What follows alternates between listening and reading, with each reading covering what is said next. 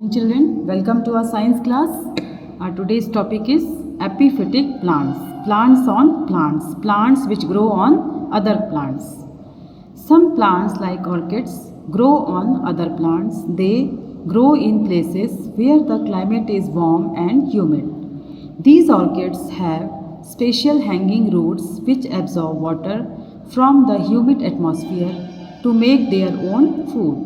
They also have some other roots known as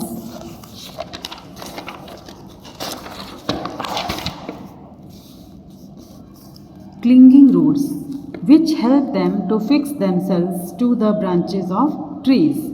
Some ferns also grow on the bark of some trees. Those plants which grow on other plant, way plant जो दूसरे plant के ऊपर grow करते हैं उन्हें हम बोलते हैं एपिफिटिक प्लांट्स. ओके, इसमें क्या है ऑर्किड्स, इसका एग्जाम्पल क्या है ऑर्किड्स. ऑर्किड्स इसका एग्जाम्पल है एपिफिटिक प्लांट का. ओके, ये प्लांट ऐसे जगह पे रहते हैं जहाँ पे क्लाइमेट गर्म होता है और ह्यूमिड होता है, मतलब मॉइस्चर से भरा हुआ होता है. इनमें ऑर्किड्स में स्पेशल हैंगिंग रूट्स होते हैं, मतलब इनके जो रूट्स हैं वे हैंग करते हैं एयर में और वे एयर से एब्जॉर्ब करते हैं वाटर, क्योंकि ह्यूमिड एटमॉस्फेयर रहता है तो वहाँ से ये वाटर एब्जॉर्ब करते हैं. इनमें दूसरे भी एक रूट्स होते हैं जिन्हें हम बोलते हैं क्लिंगिंग रूट्स. ये रूट्स उस प्लांट में फिक्स हो जाते हैं जिस प्लांट के ऊपर ये ग्रो करते हैं, ठीक है, और फिर वहाँ से ये अपना भोजन लेते हैं. कुछ फर्न्स भी ग्रो करते हैं. Some ferns also grow on the bark of some trees. कुछ फर्न्स भी दूसरे ट्रीज के बार्क में ग्रो करते हैं, मतलब दूसरे ट्रीज के स्टेम, उनके जो स्टेम के बाहर का जो होता है उसे हम बार्क बोलते हैं, तो वहाँ पे वे ग्रो करते हैं, ठीक है. Parasitic plants. Some plants like dodder plant cuscuta grow on other plants and get food and water from that plant through special roots. These plants are known as parasitic plants. The plants on which these plants depend are known as host plants. The parasite spends its whole life on the host plant. कुछ plant जैसे डॉडर plant, इसको हम कैस्कटा ही बोलते हैं, वे दूसरे plants पे grow करते हैं और उन्हीं से अपना फूड और वाटर लेते हैं. किसके द्वारा लेते हैं? रूट्स के द्वारा. इनमें ऐसे कुछ स्पेशल रूट्स होते हैं जो दूसरे प्लांट में फिक्स हो जाते हैं और वहाँ से वे अपना फूड और वाटर दूसरे प्लांट से लेते हैं. इन प्लांट्स को हम पैरासिटिक प्लांट्स बोलते हैं. और जिस प्लांट के ऊपर ये डिपेंड करते हैं, मतलब जिस प्लांट पे ये ग्रो करते हैं, जिससे फूड और वाटर लेते हैं, उन्हें हम होस्ट प्लांट्स कहते हैं. ये अपनी पूरी लाइफ होस्ट प्लांट में स्पेंड करते हैं. Now insectivorous plants. All plants need nitrogen in the form of nitrates. Most plants get these nitrates from the soil, but in some places the nitrates are very low in soil. So the plants that grow in such places get their nitrates by trapping and digesting insects.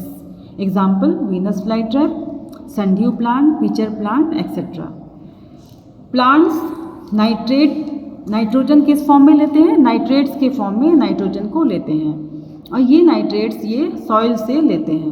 But कुछ जगहों पे soil में nitrates की बड़ी कमी होती है, तो ये प्लांट ऐसे अपनी नाइट्रेट्स की कमी को कैसे पूरा करते हैं? Trapping and digesting insects. ये कीड़े मकोड़ों को ट्रैप करके डाइजेस्ट कर लेते हैं. ओके, ट्रैप करके मतलब उसको अपने अंदर जाल बना करके अपने अंदर ले लेते हैं और उनको डाइजेस्ट कर लेते हैं. एग्जाम्पल क्या है? Venus flytrap, sundew plant, pitcher plant, etcetera.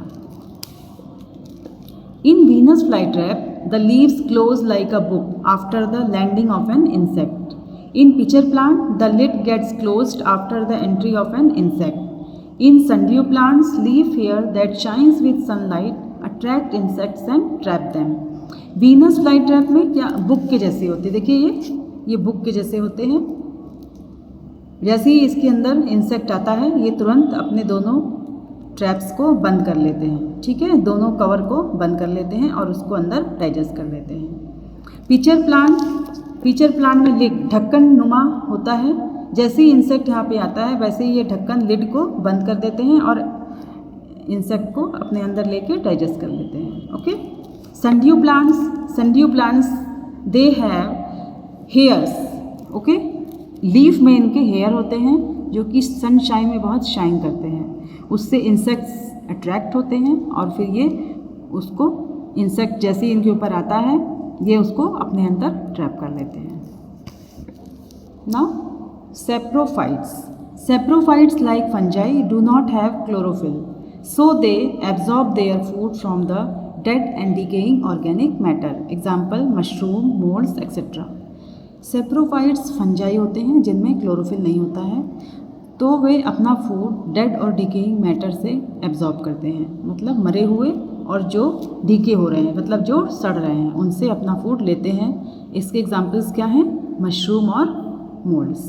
Okay children, this question and answers I will give you and you will have to write in your copy. Okay, now your chapter is complete. This much for today's class. Till then, stay safe, stay at home, keep on learning. Thank you children.